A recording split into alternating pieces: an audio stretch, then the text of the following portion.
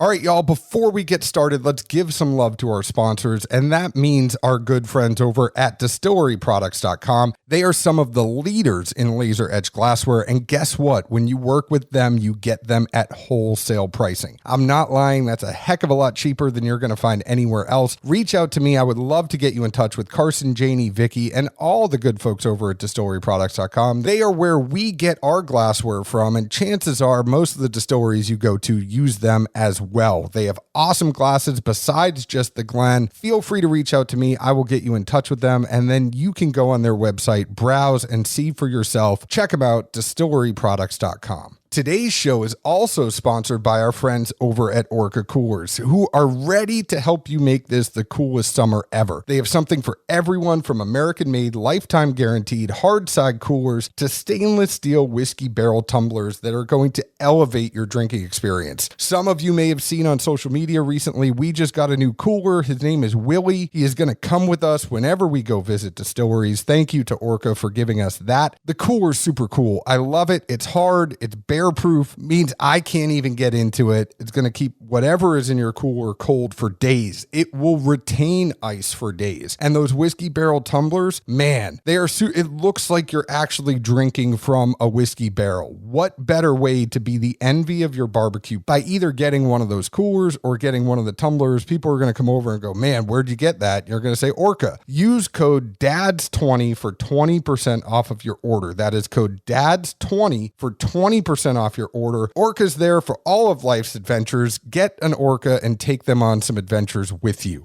Today's show is also sponsored by our friends at Action247.com. If you want action, get in on the action with Tennessee's only sportsbook by Tennesseans for Tennesseans. There is some big news coming. Can't tell you about it right now, but hopefully this week I will be able to tell you. Until then, keep using code DADS100 and they will match up to $100 of your first deposit at Action247.com. The Masters are over, NCAA is over, but there's still MLB, there is Nashville Soccer Club, so lots of good soccer stuff going on, and there is hockey. The Preds home game has a goose egg guarantee. Bet on the total goals, get a 25% loss refund if there is a scoreless period, and for soccer on Thursday, you can bet on total goals for a soccer game, get 30% back if the game ends 0-0, one bet only. Get in on the action with Action 24/7, use code DADS100.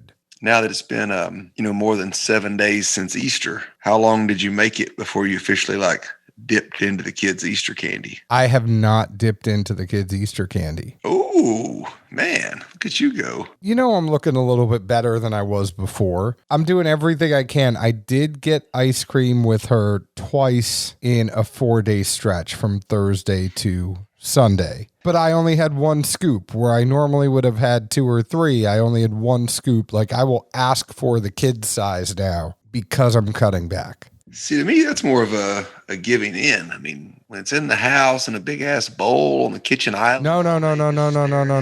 You don't keep it in the house. That's the thing. You got to go out. You don't keep it in the house, man. I made it 8 days, and the day I'm like, you know what? I couldn't tell you the last time I had a Cadbury egg. At least it's a mini. I'm going to eat one of these damn things. It's a rookie mistake leaving the stuff in the house. We also keep her stuff. For some reason, she really likes having her Halloween bowl there all year. So we keep the Halloween bowl in the pantry. Anytime she gets candy, it just goes in that bowl. I just kind of don't go after it. It's up on the top shelf. It's this big plastic pumpkin, and she likes keeping all the candy in there for some reason. So you had a pumpkin for Easter. That's interesting. Well, no, I mean, she had an Easter basket, but then we transferred all the candy from the Easter basket to the pumpkin and put the Easter basket back in the closet. Complicated life you live, Edwards. Let's drink something. How about that? It's about time.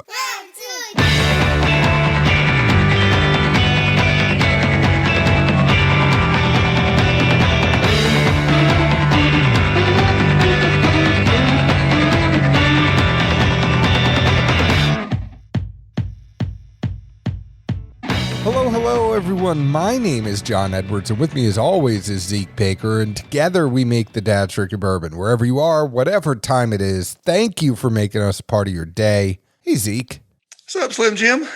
You had a great morning today from what I could see with your boy. Because I do 99.9% of everything, people normally see me hanging out with my daughter on social media, but you and your son today, you built a runway with him out of some wood going over to our buddy John's house. Like, that was an awesome thing. I feel like we don't talk about that enough with you. Tell us about your morning. I mean, I didn't really build it.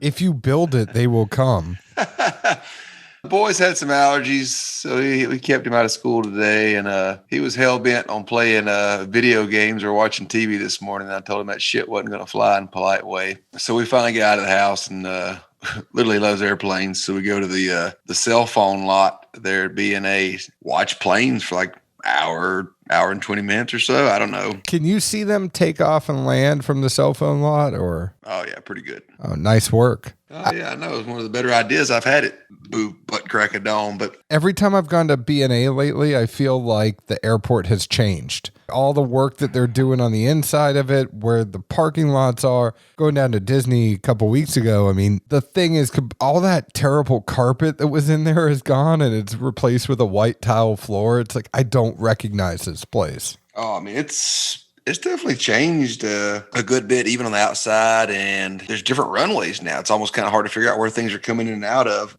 So we hung out there for a little bit. While I was sitting there, my buddy John does woodworking during the week and stuff, and I had the idea of like, hey, you got any scrap like plywood or just some like thin, cheap shit laying around the house where I can just bring the boy by when we leave the airport, and he can paint or make up whatever runway he wants for all his little airplanes he has. So we get over there, and he's already actually got a board and got it kind of all, I guess, stenciled off, whatever, like took painter's tape. And did you do that, or did he do that? No, I didn't. What do you think? When you sent this picture to our group chat, I thought that you had done that. And I'm like bringing this up to you right now because I'm like, Zeke's going to win Father of the Year. I didn't realize you had Mason do it. I mean, I didn't ask him to. It was just like that when we got there. He'd already taped off the wood and had like all the little marks left. So I guess obviously you're supposed to do anytime you're painting anything, but it made it a heck of a lot easier in sense with a 5-year-old that doesn't really have much hand control over where the paintbrush goes. Coated the paint, all the tape, some of the floor, luckily no clothes or anything essential with paint, and let it dry, peeled it off, and there you go. The boys got him a little stripper runway, and he was pretty happy with it, so it worked out good for dad thinking of outside and little arts and craftsy activities for the morning. Well, I got to tell you, I think you did a good job, and my hat's off to you. Blind pig finds an acorn on a good day. I thought it was blind squirrel finds a nut every once in a while. That was my motto from college. I feel like that would have been an amazing cold open had we actually had that going.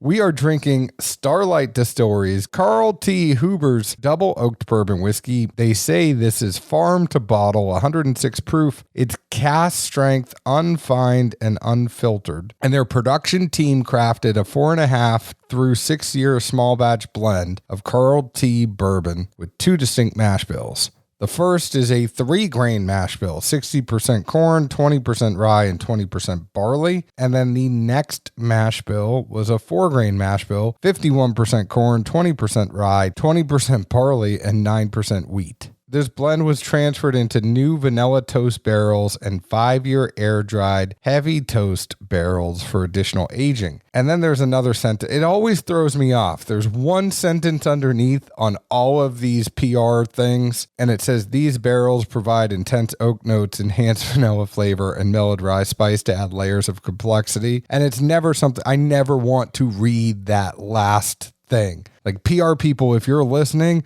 don't put that in there because that affects somebody's tasting notes. Like, I don't want to hear what you think it is. Like, there should be like a pop-up book where it's like, if you want to know the tasting notes, then flip up. But other than that, I mean, I think it almost sounds too more like it's the reader making a statement, not reading what's on the card. Yeah. Like I never... Those words are written to sound more of, oh, that's your opinion. Not like, per blah, blah, blah, blah, blah, they say that.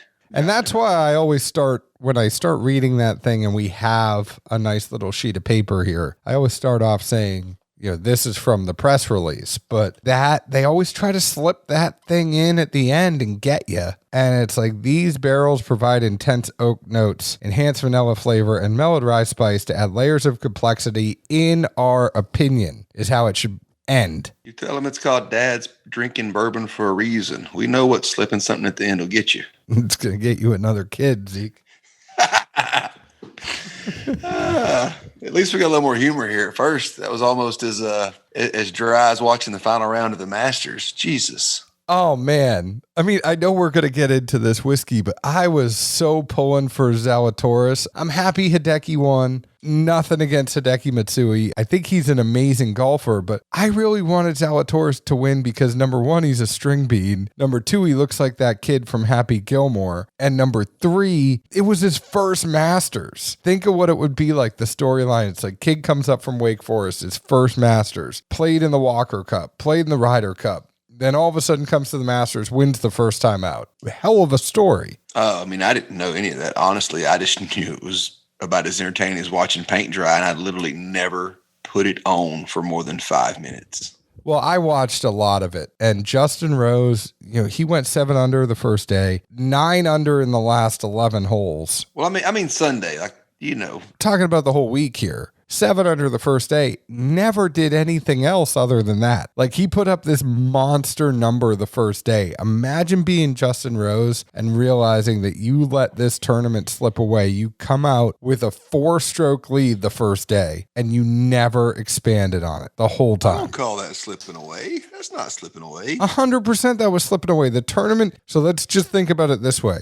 Guy shot 7 under the first day. If he shot 2 under each day on top of that, he would have been 13 under, he would have won the tournament. Still, though, I mean, there has to be like those epic or colossal meltdowns where everyone knows you just lost the tournament. He just came out and had a really damn good day and then just kind of played normal golf the other 3 days. Would somebody tin cups it because they want to hit it over the water? Exactly. I mean, like, we've all seen and know about the meltdowns, whether it be at Augusta or any other course that have, especially the majors. That's the epic shit people never forget, where you're like, bro, you could have bogeyed the last 3 holes and won. But no, somebody thought the 8-iron was going to make it and didn't want to go to the 7 over and over and over. I loved Spieth. Like, I wanted to see Spieth win too. I love redemption stories. The fact that he did so well that one summer, kind of had a few tough years. He won the week before the Masters. So everybody's like, oh man, Spieth won. It's his first time winning in like 3 years. Let's see what he does in the Masters. And he was in the hunt the whole time. Matsui just turned it on at the end. And it wasn't just the end. He was always in a comfortable lead every time I looked at the scoreboard. Well, it wasn't until, I'm talking about the first couple of rounds, he was not in a comfortable lead. But Schauffele, it's golf. No one cares until Saturday. There's a reason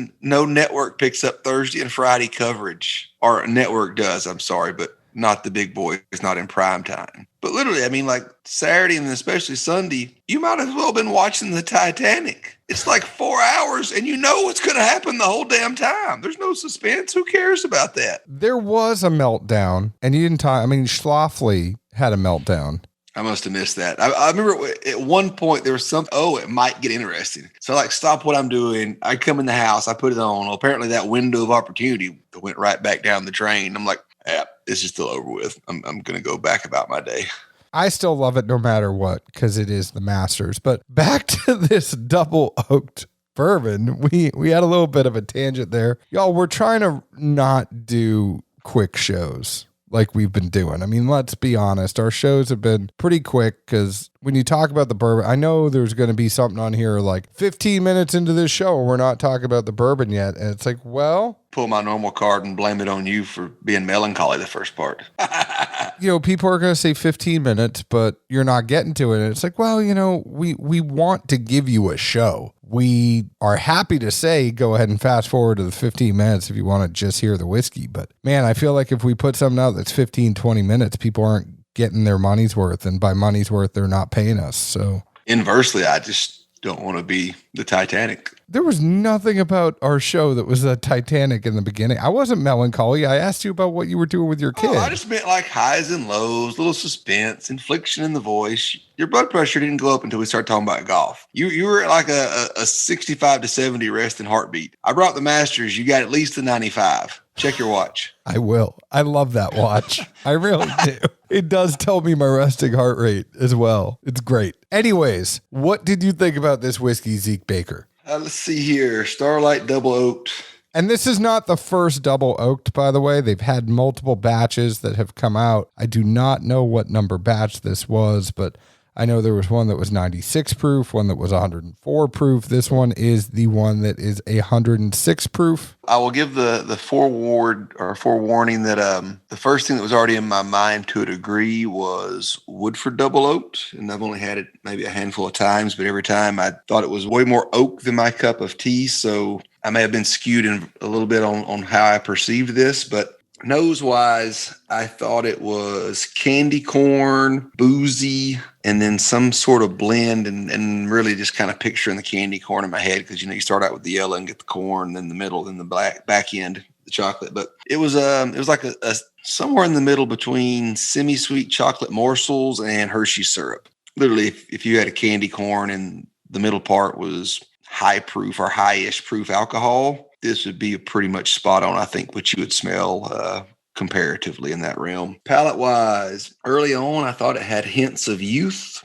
It kind of reminded me a little bit of smaller barrels, not to a large degree, but just enough to kind of get those twinges of youthful and possibly smaller barreled whiskey. It was also a little bit kind of winey and tangy. From that note, it's kind of almost like, fruits and like composty or kind of thing. It's just something, you pick up on some of the younger juice and crafts and things. Thought it was a thin pour as far as the feel to it. Towards the mid to back end, the similar to the nose, the kind of semi-sweet chocolate note reemerged. And then I thought as it moved towards the back end and finish wise, had a mild to moderate singe at the back end, but to me, kind of more noticeably was what wasn't there. And I didn't get a heavy oak, a heavy char, anything along those lines. It didn't remind me of like 12-year plus MGP. Again, it didn't remind me of Woodford Double Oaked. I mean, nothing really jumped out at me about it, but there wasn't a whole lot that was bad. I would say it was kind of just fair to middling. I think that is a fair assessment in the sense that, not to skip to the end of the book and tell you what I think about it, but that is a very fair assessment. Is there's nothing that is bad about it. There's nothing that's going to be knock your socks off. It's a solid pour. And because of that, I think it's probably priced 10 to 20 bucks too high for a 4 to 6.5 year whiskey. Yes, it's a craft. This is at 60 bucks right now. So I would think that this would be a very solid drinker at 40 to 50. That being said, completely agree with your assessment on the nose, the candy corn on it. The taste was a little more apple pie sweet tea for me. And it was just that thin sweet teeness to it with a hint of the apple pie in there. I was so surprised that it was not thick. It didn't taste like it was over 100. Felt like it was an 85 to 90. Just the way the mouthfeel was. If this had a little bit of a thicker mouthfeel, I think, people always think Woodford Double Oaked is like regular Woodford kicked up a little bit and just has a little more taste and complexity. This did not have more complexity for me with a double oaked. I think a lot of people just get conditioned, like you said, because Woodford has had the market cornered on double oaked for a while. So when other people put out double oaked, it always gets compared to Woodford Double Oaked. And I just think this is a solid pour. It's a good drinker. It is a good drinker during the week. One of those ones I could probably work to. Not saying work during the day, but when you're up late looking at a spreadsheet, everybody's in bed, or I'm up late editing. That's kind of what I look at these pours for. Right now, for me, it's a bar. If it was down 10, 15 bucks, it would probably be a buy because it's just a good drinker. There was something I should mention is I could tell it had a little bit of craftiness at the end. I know that's something that we kind of talk about, that just that little bit of a rough note, and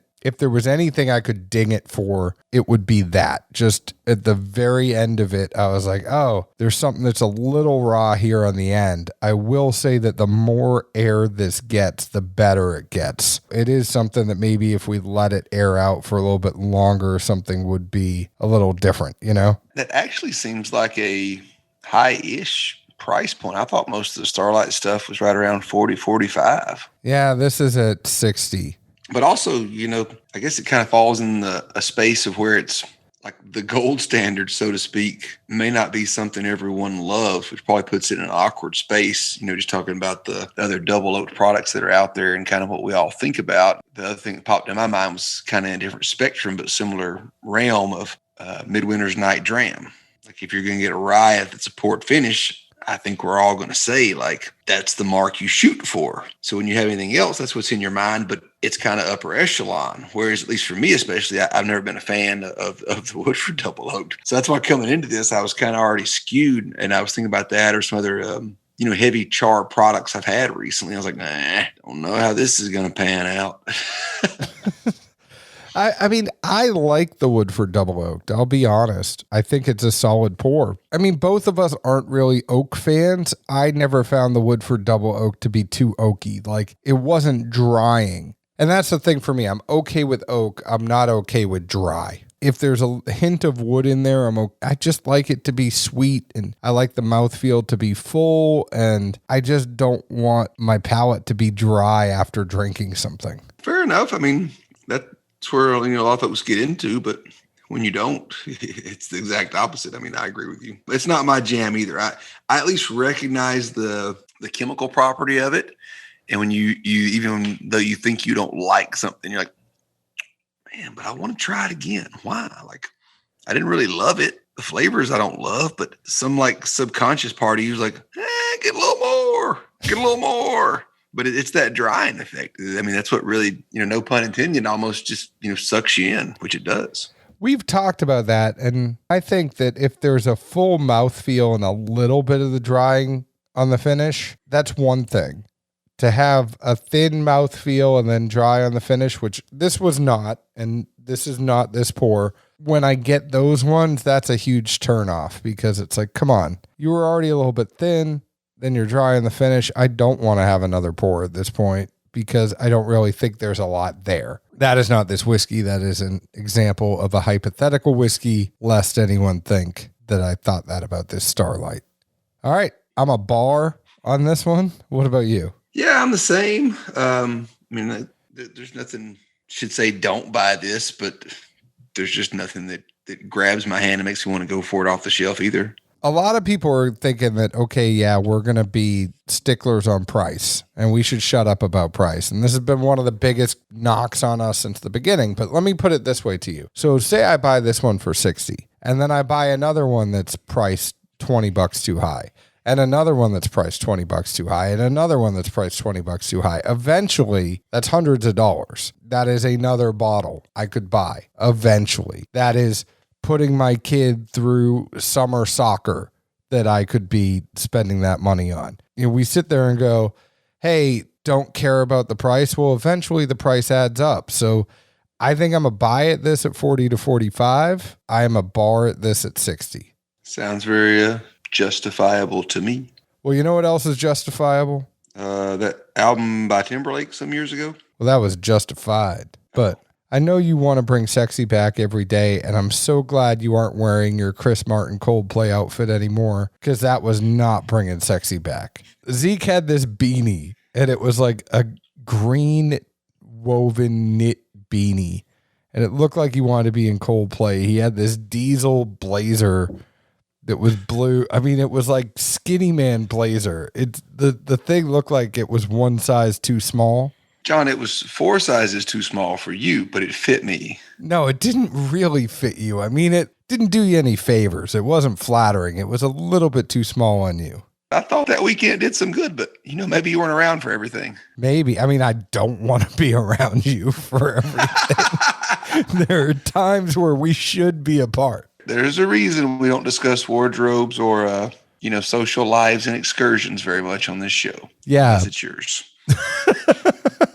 Well, if you want to know more about us, find us on Facebook at Dad's Drinking Bourbon, Twitter at Bourbon Dads, Instagram at Dad's Drinking Bourbon. We want to thank Starlight for sending this our way. Thank you, everyone over there at Starlight. Zeke, where else can the folks find us? Good old Nashville, Tennessee. Thanks for listening. Cheers. Ciao.